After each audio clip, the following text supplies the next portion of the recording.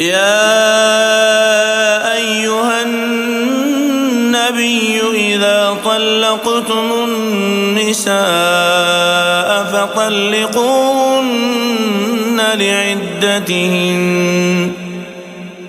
فطلقوهن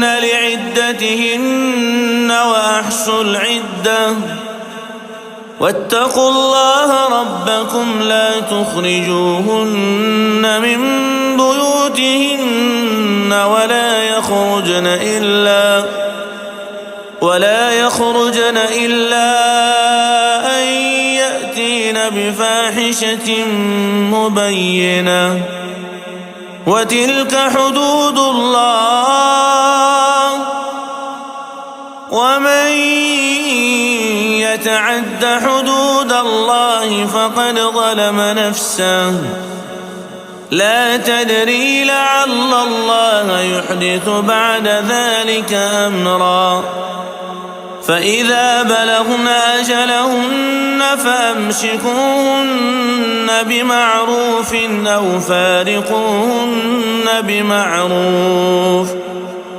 أو فارقوهن بمعروف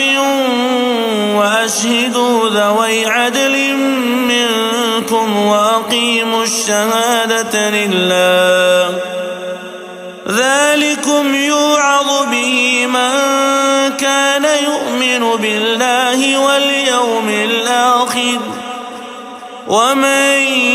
يتق الله يجعل له مخرجا ويرزقه من حيث لا يحتسب ومن يتوكل على الله فهو حسبه إن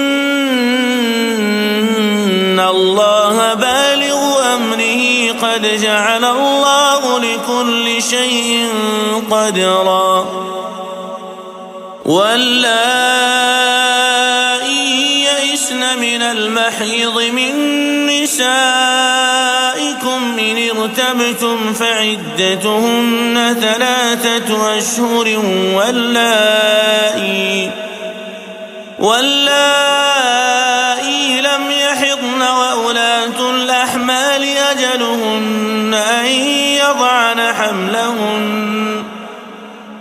ومن يتق الله يجعل له من أمره يسرا ذلك أمر الله أنزله إليكم ومن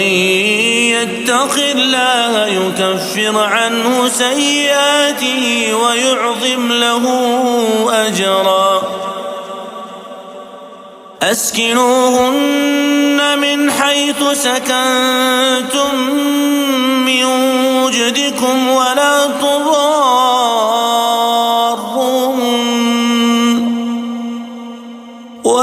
تضاروهن لتضيقوا عليهن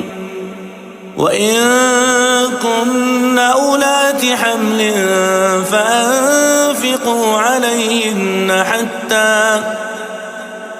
فأنفقوا عليهن حتى يضعن حملهن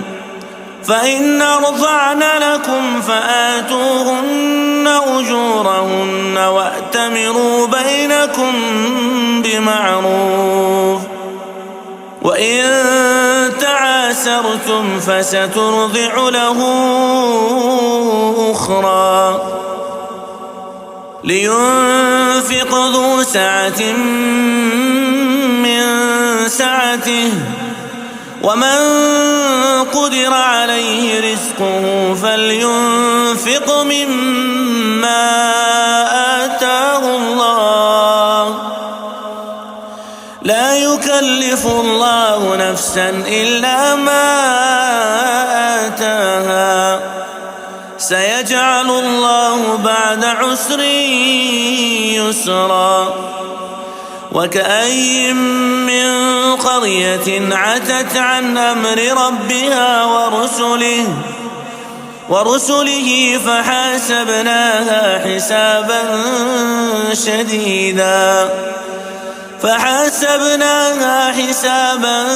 شديدا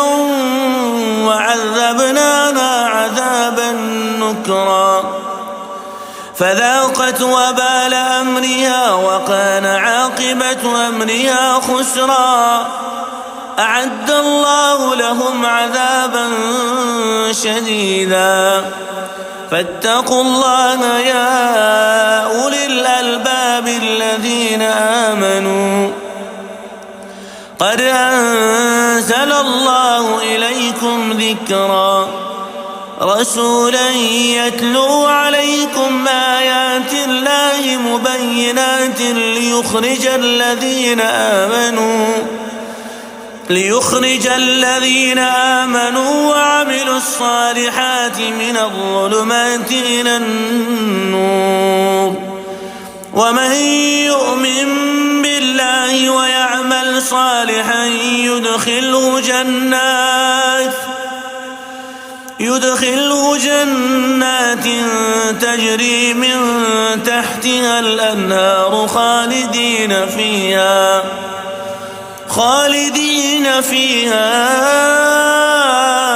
أبدا قد أحسن الله له رزقا